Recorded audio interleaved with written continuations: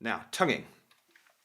We did mention this briefly in another video, I think. But you've got different types. You've got a couple of different types of tonguing. The two main ones are going to be what I will refer to as T tonguing or T tonguing, and the other one would be D tonguing. D, d, d, d, d, d, d, d. Now, the reason I'm calling them that is when you go t, t, t, t, then you're actually building up air behind your tongue, which then explodes out through your teeth to give you a t sound. When you go d, d, d, d, d, d, d, d, if you go d, d, d, d, d, d, d, d, you're just very quickly touching the tongue against the roof of your mouth, and that's just interrupting the sound coming out. You're not actually stopping anything.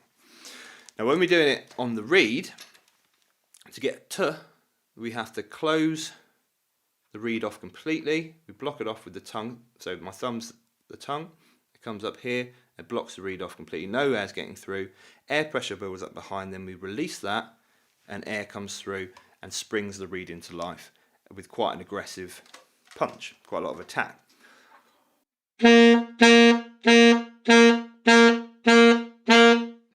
Okay, now if we do the D tonguing, sometimes called flutter tonguing, then we're not actually closing the gap there.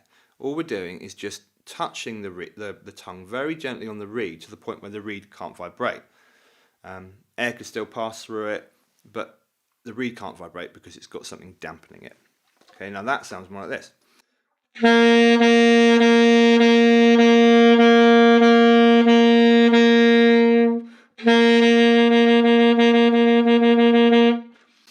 And that's much easier to do controlled and fast tonguing like that to give better articulation and phrasing in your playing. So practice using that most of the time, really.